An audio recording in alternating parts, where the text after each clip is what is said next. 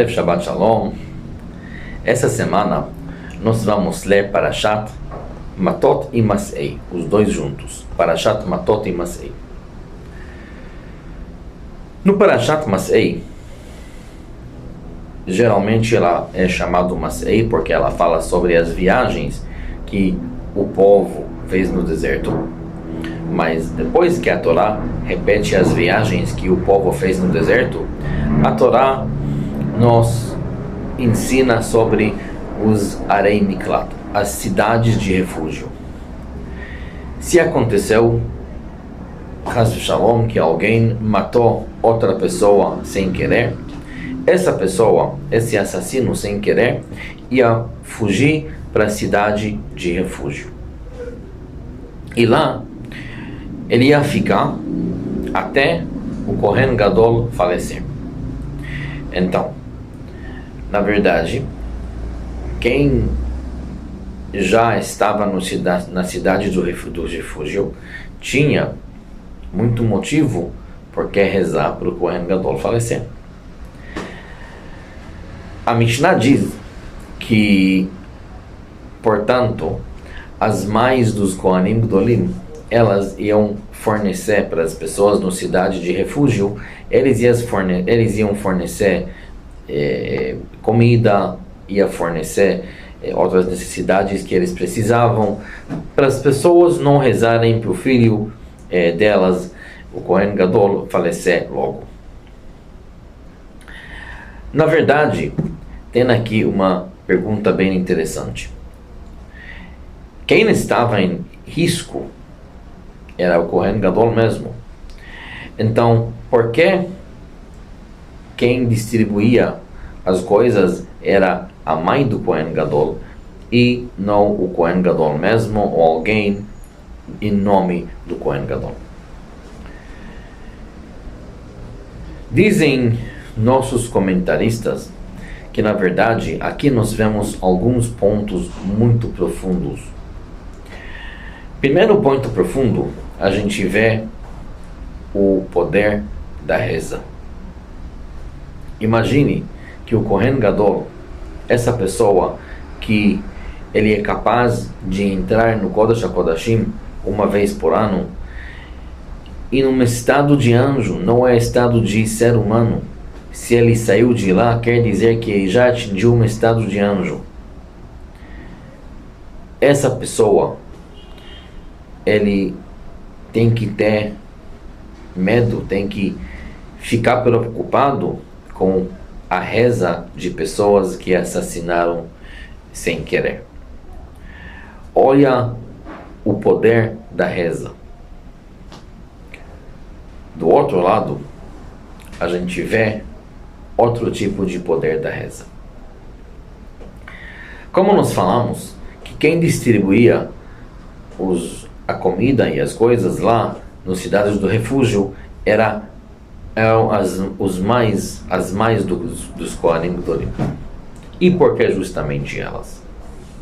Bom, para entender isso, vou contar uma história bem interessante que é verídica, que aconteceu na Europa faz uns 150 anos atrás, talvez 200. Lá viveu um Yehudi grande chamado Rabbi Shimon Mikremenchuk. Ele veio da cidade de Kremenchuk. Quando ele era uma criança pequena, ele pegou uma doença bem grave e já viu o final. Quando não tinha outro jeito, o pai desse menino falou para a esposa: olha, já que não tem outro jeito, não tem outra solução, então vou pegar minhas coisas, vou viajar para o meu rabino, meu tzadik, e ver, talvez ele vai rezar, talvez alguma coisa vai poder fazer para o nosso filho. Ele pegou as coisas dele e viajou para uma cidade próxima que lá tinha um tzadik, E ele pediu do tzadik, o filho dele está quase morrendo, ele está pedindo que o tzadik vai rezar para o bem-estar do filho dele. O tzadik, quando ele escutou toda a história, ele falou para ele: desculpa, mas eu estou vendo que nos céus o decreto já foi finalizado.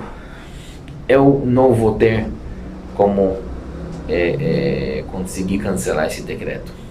Volte para casa e Hashem vai ajudar. Bom, o pai, voltando mais quebrado do que ele foi, volta para casa. Ele chega em casa e a esposa pergunta: e aí, novidades? Como foi a reza do tzadik? O pai falou: está vendo, o menino está no mesmo estado, conforme o tzadik foi decretado. Não tem muito o que fazer. Passaram alguns dias e o menino realmente só foi piorando. O pai, sem muita outra opção, falou: bom, vou voltar para o tzadik, vou chorar, vou pedir, talvez dá para fazer alguma coisa. O pai de novo viajou para outra cidade, para o tzadik, e quando o tzadik viu ele, falou: olha, eu já te falei, o decreto está decretado, eu não tenho muito o que fazer. O pai não sabia o que fazer mais. O tzadik está falando para ele uma coisa dessa. Fui chorar, pediu, até que o tzadik falou: olha, como eu te falei, eu não tenho muito mais para fazer, mas volte para casa e estou te dando a minha bênção que seu filho ainda vai ter uma longa vida. O pai voltou para casa e realmente a criança começou a dar uma melhorada. Isso surpreendeu o pai, e essa vez o pai voltou para o tzadik para contar que a criança deu uma melhorada. Talvez era por causa dessas últimas palavras do tzadik. Falou o tzadik: não, como eu te falei, o decreto era tão forte, eu não conseguia cancelar o decreto. Mas quem conseguia cancelar o decreto era a sua esposa, era a mãe do menino. Quando você estava aqui, quando você voltou e avisou que o decreto já está feito, quando você mostrou que realmente não tem o que fazer, isso fez sua esposa rezar mais e mais profundo. Essas rezas da sua esposa, elas que rasgaram o decreto. Porque rezas de uma mãe é outra coisa. Eles chegam onde às vezes nem nossas rezas chegam. Por isso, quem distribuía a comida e as coisas para as pessoas naquela cidade de refúgio era justamente as mães dos Kohanim Gedolim. Porque a reza de uma mãe para o filho é outra coisa. Se precisa de alguma coisa muito forte, uma coisa poderosa contra as rezas de todas essas pessoas, são as rezas da mãe do Kohen Gadol. Daqui nós aprendemos a grandeza, o poder da reza de mãe para os filhos dela. A gente vê o poder da reza e o poder da reza das mães.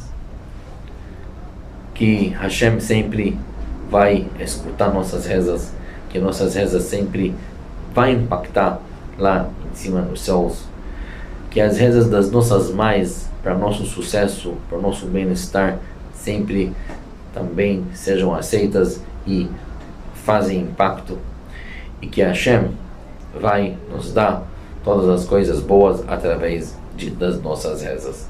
Shabbat Shalom.